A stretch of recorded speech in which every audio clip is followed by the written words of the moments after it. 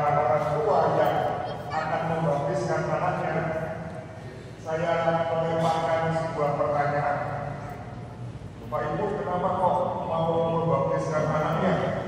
Apakah baptis itu penting? Kira-kira jawaban apa Pak mereka? Penting. Penting. Pentingnya apa? Kenapa harus membaptis sejak bayi?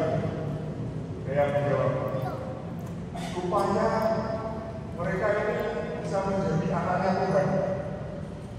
Saya tanya, apa sekarang ini mereka belum anaknya Tuhan? Ada yang menjawab, supaya dia semakin dekat dengan Tuhan.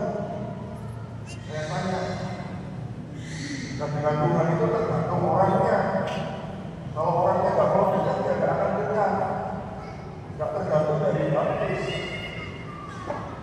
Ada yang menjawab lagi, supaya dosa-dosanya diampuni.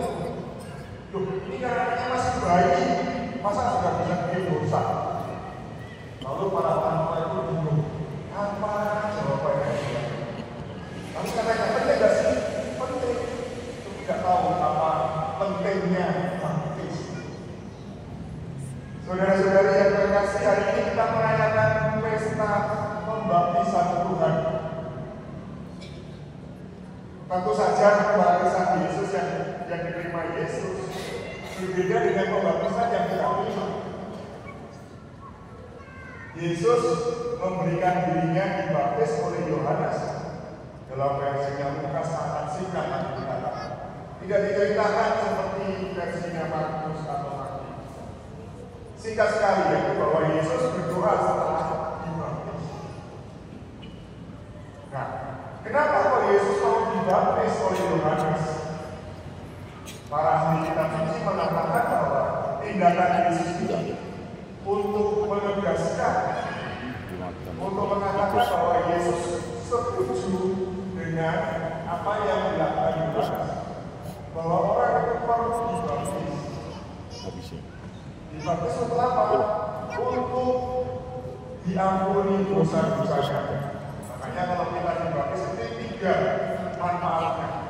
Salah satunya ialah bahwa dosa-dosa kita diampuni oleh Tuhan, dicuci bersih. Pada saat kita dibaptis, ada dan saya ini, kita semua ini adalah santo dan santa. Karena semua dosa kita bersih. Tuhan menghapus semua dosa kita, baik dosa secara pribadi maupun dosa waris, ya, dosa asal. Kita ini santo dan santa. Masalahnya setelah itu kali kita jatuh lagi dalam dosa. Maka Yesus setuju dengan baptisan yang diberikan oleh Yohanes. Bukan berarti bahwa Yesus itu orang yang berdosa, tapi Yesus setuju dengan apa yang diwartakan oleh Yohanes, bahwa kita perlu bertobat. Yang kedua, Yesus mau menegaskan apa yang dikatakan oleh Yohanes tadi kita dengar. Ketika orang mulai bertanya-tanya, apakah Yohanes ini Mesias atau bukan? Yesus menegaskan, aku bukan Mesias. Dengan mengatakan bahwa aku membaptis kamu dengan air. Aku hanya baptis kamu dengan air. Itu bukan apa-apa. Tapi dia yang datang setelah aku, yang saya membuka tali kasutnya pun aku tidak layak, dia akan membaptis kamu dengan Roh Kudus dan dengan api.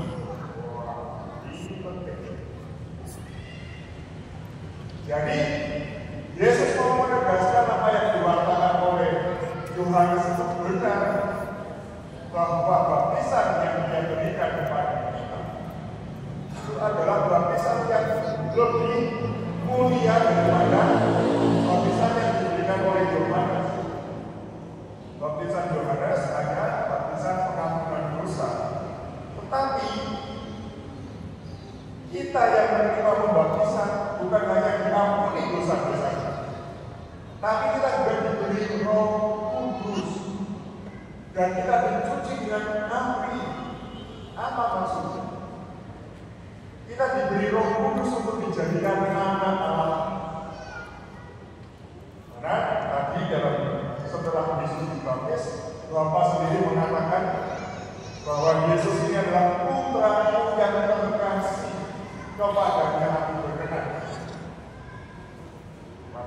Yesus adalah Sang Putra dan Dia memberikan Roh-Nya kepada kita.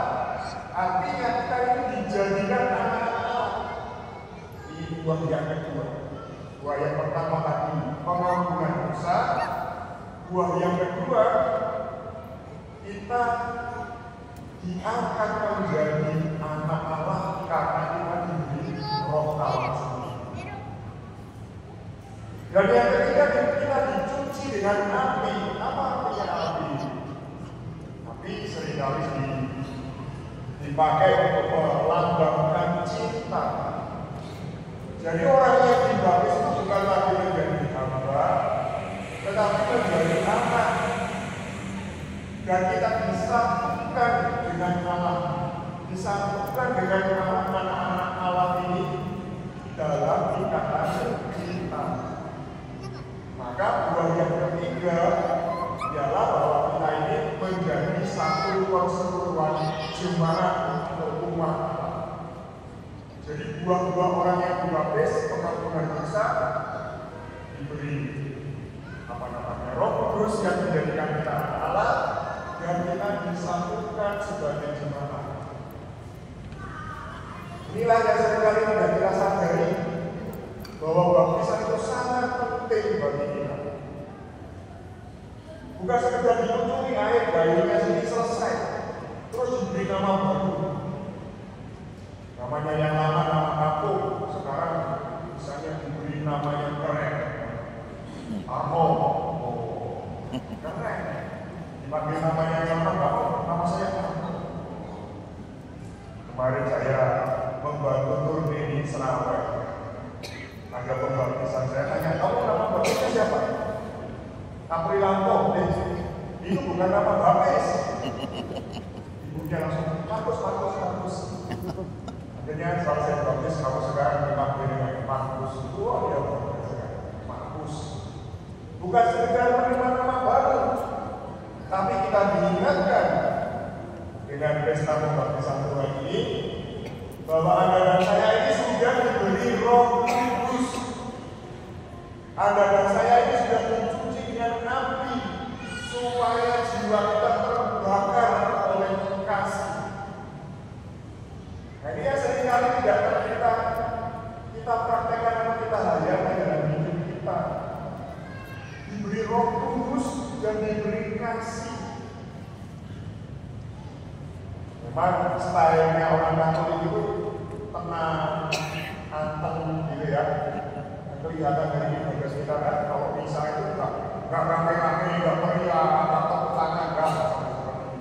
Tapi jangan terlalu tenang, datang dari awal sampai akhir berngomong. Itu ya bukan dipindahkan oleh Roh Kudus. Kalau misa itu tidak ikut ambil bagian bernyanyi, berdoa, menjawab amin. Aminnya dengan semangat, jangan ditarik-tarik.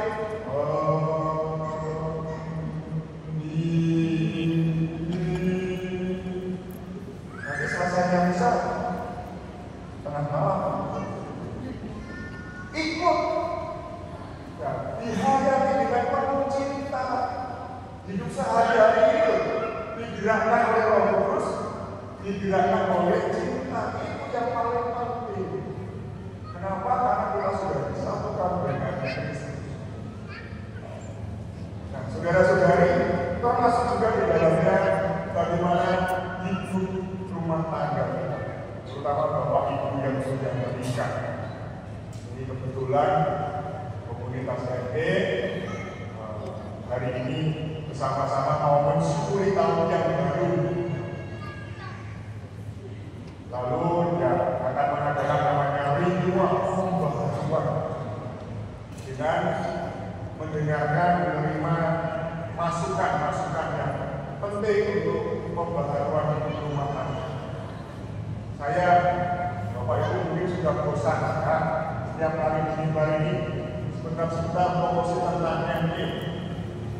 Meskipun begitu, jarang ada yang mau mengikuti MD. Aneh kan? Padahal yang saya tawarkan itu baik. Kok belum sudah ditolak, ya kan? Aneh. Saya bilang, kok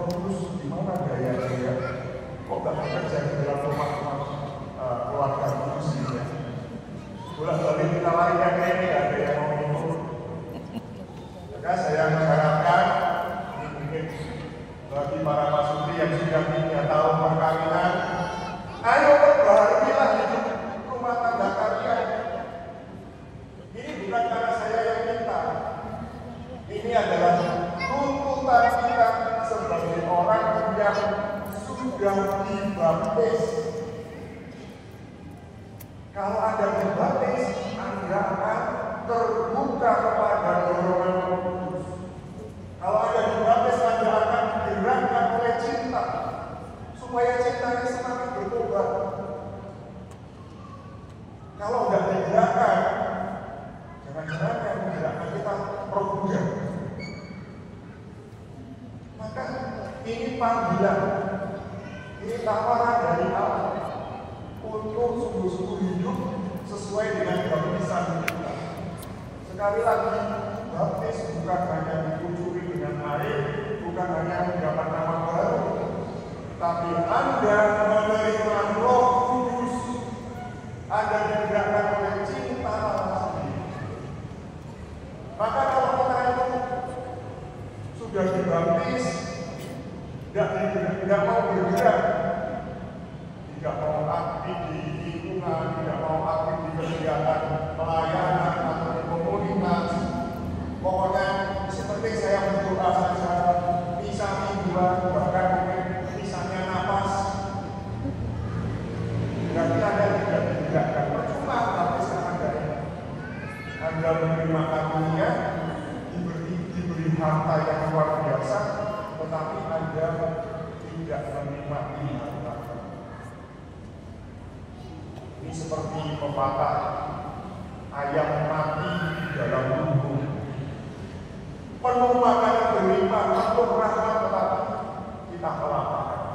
Kenapa? Karena kita tidak sungguh-sungguh menghayati baptisan kita. Saudara-saudari yang terkasih, hari ini kita diingatkan oleh sabda Tuhan. Kita yang menerima baptisan, kita disatukan oleh Kristus sehingga mendapat pengampunan dosa. Kita menerima Roh Kudus yang dicurahkan oleh Kristus dan dikobarkan oleh api cinta kasih Allah sendiri. Mari kita mohon supaya semuanya itu bertumbuh dalam diri kita. Mari kita membangun niat supaya kita mendengarkan dorongan Roh Allah ini. Tuhan memberkati. Amin.